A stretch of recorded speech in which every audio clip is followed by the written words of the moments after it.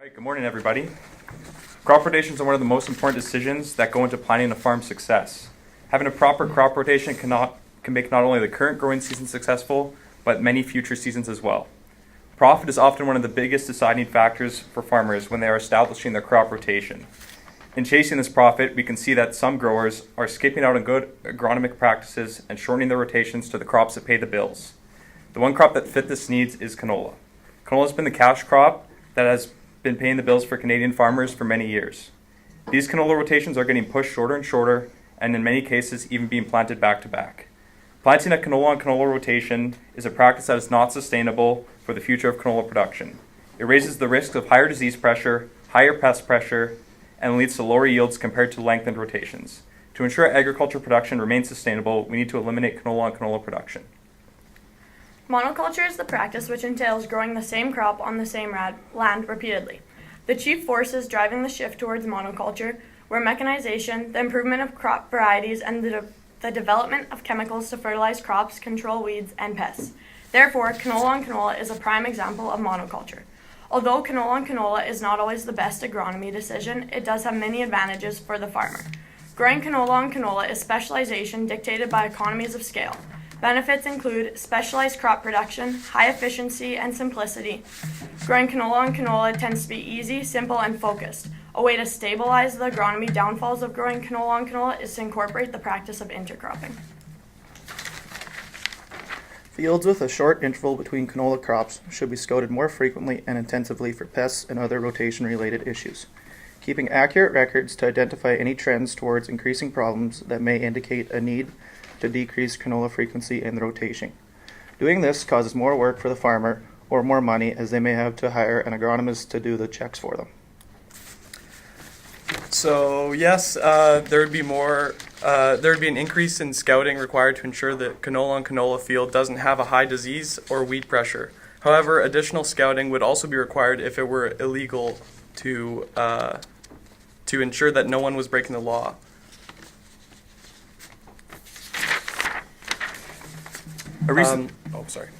Excuse me. Sorry. How would you justify long rotations being more economically profitable with canola being such a profitable crop? When you have longer rotations, your yields are increased by up to 15%, and I forgot the question. And when you have it on wheat stubble, canola stubble has a 87% yield of canola on wheat stubble, so that yield will make up for the economic difference between the two crops. In a recent study led by Christian Willenborg with the University of Saskatchewan, found that volunteer canola is the major weed associated with continuous canola cultivation. Volunteer canola presents various risks, including unwanted competition to the seeded crop, increased disease buildup, reduced harvest quality, and increased green seed count if the volunteer canola crop matures. How do you suggest that canola on canola system overcomes this obstacle?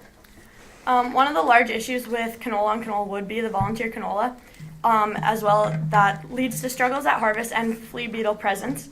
We found a 2018 write-up in The Producer talking about a piola field, which is canola and peas intercropped, and the farmer was up by PA. He quoted that there was virtually no shotgun holes in the leaves of the intercropped canola. He said it was like the flea beetles went into the intercropped area and said, "Wait, there's something not right here," and they left. Unfortunately, harvest issues do become a thing, but the peas help the canola with lodging situations. In your evidence, you mentioned canola on canola crops should be scouted more frequently. If canola on canola was to become illegal, how do you expect to regulate this?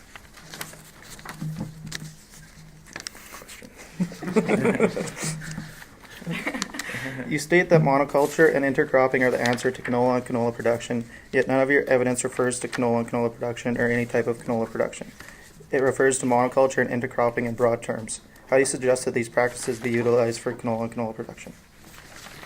Monoculture is the practice of growing a crop repetitively. Therefore, canola on canola is monoculture.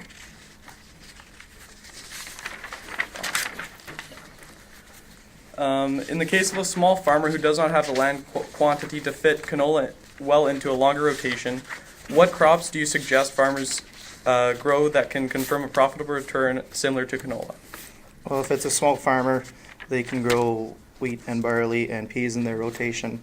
because if they're growing just canola and canola, they probably won't have the money to put in the inputs to keep their canola yields up.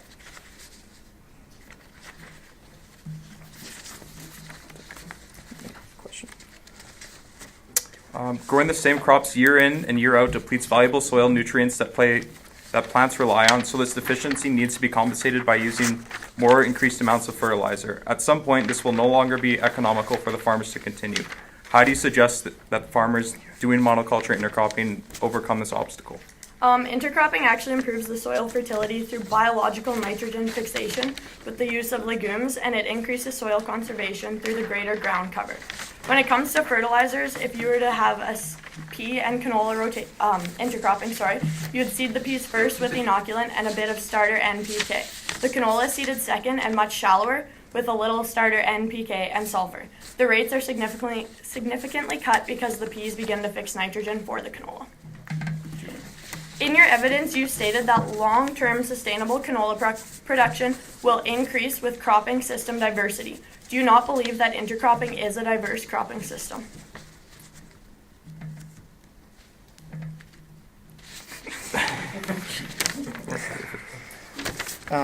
If a field were to have lentil and canola crop each year, it would still be prone to some diseases like blackleg in the canola and root rot in lentils, as these diseases remain in the soil or in the crops after harvest and throughout the winter. Although these risks of diseases are less with intercropping than they are with monoculture, the risk is still greater than it is in an intensive crop rotation.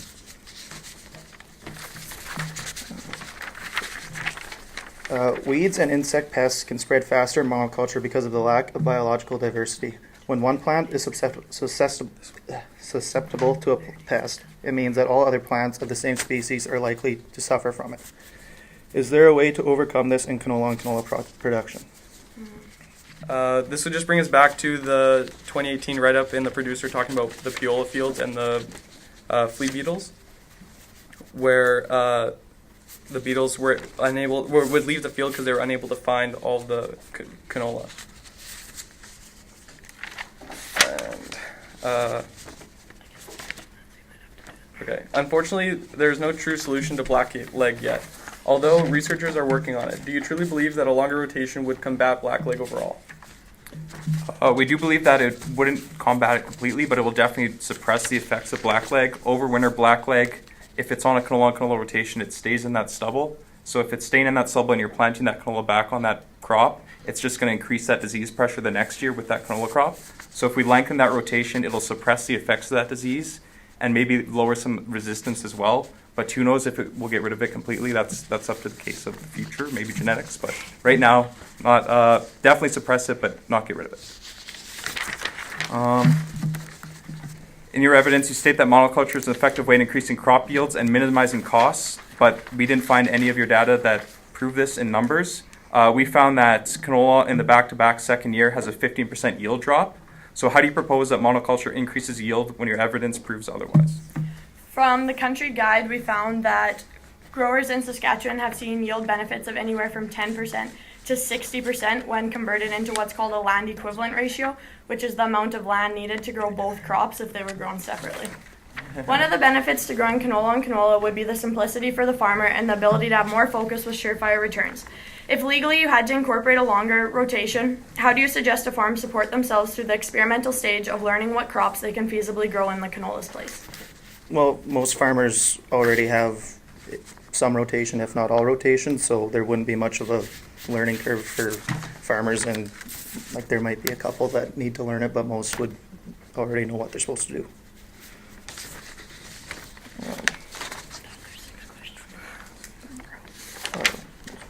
Long-term sustainable canola production will increase with cropping system diversity.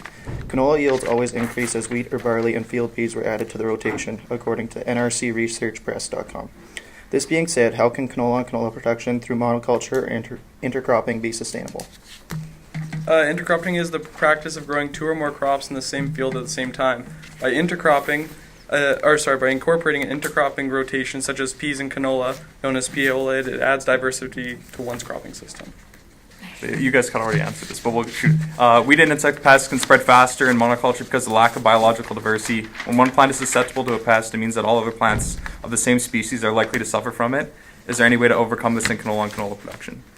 When you, Sorry. you talked about Yeah. like insects, but you didn't talk about you talked about the disease, not the insect. This just goes back to our hope that if you're growing canola on canola, you would incorporate some intercropping, because intercropping, if you have the peas, for example, the peas in canola, it creates more competition for the weeds, and it's less likely to be as bad. In closing, canola and canola production is not the answer. Monoculture and intercropping come with too many risks and are not sustainable methods of agriculture. By maintaining longer crop rotations, it allows for stronger yields, more resistance to diseases such as blackleg, and causes less depletion of soil nutrient levels. Crop rotations also allow for more biological diversity in a given area, making it harder for insects, which are specific to one or two crops, to spread from field to field. Heavy cropping rotations also provide the grower with a sense of economic security, being that the more crops a farmer grows, the less impact it will have on the farmer if one of the crops is at a low price. The farmer will more likely be able to hold out for a better price on a certain crop, as they can sell the higher priced ones first. Planting canola on canola stubble is a practice that will cause detrimental problems for the future of canola production and agriculture as a whole. These practices should not be allowed in order to ensure the sustainability and innovation of agriculture. In closing, canola on canola proves to be economically profitable. Because vegetable oil is such a high demand, specializing in canola can maximize the farm's income and put the farmer at ease knowing that he has stability. Practicing intercropping is a great cropping diversity system for farmers of any size. There is not enough evidence to show that going away from the specialization of intercropping will lead to as high of profits. The research will continue to hopefully find a solution for the disease such as blackleg.